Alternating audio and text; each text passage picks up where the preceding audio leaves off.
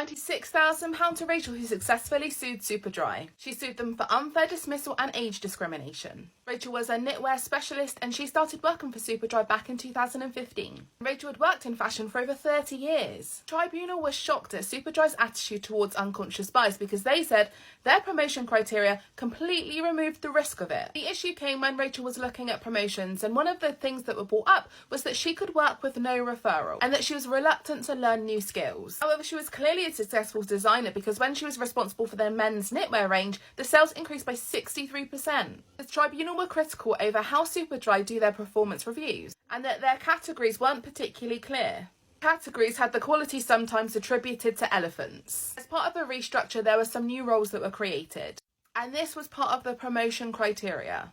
However, Rachel argued that the criteria was applied to some but not others. Rachel complained that her workload unreasonably increased as one of the designers had gone on to maternity and she was picking up part of her work. The tribunal agreed that it was extremely challenging. She was doing 2 full-time jobs at the busiest design period.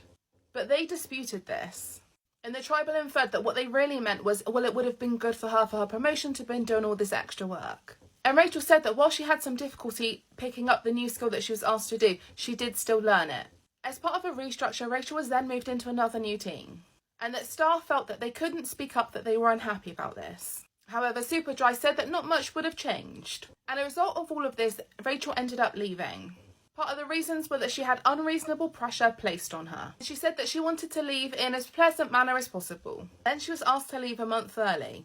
Rachel tried to raise a grievance after she left, but it was rejected. The tribunal said it's not disputed that Superdry failed to promote Rachel or grant her the job title of lead designer. She had every reason to anticipate the promotion, and that Superdry's acts and omissions did amount to a fundamental breach of Rachel's contract of employment, and that Superdry did nothing to support Rachel despite the increase in her workload. They did this in significant part because of Rachel's age. They said the Superdry's criteria for promotion was flawed. That a similarly valuable designer who was significantly younger than Rachel probably would have been promoted. And that Superdry shouldn't have been surprised at Rachel's complaint because she had been asking about promotion for such a long period of time. And that Superdry's behaviour did violate Rachel's dignity and created a hostile, degrading and humiliating environment for her.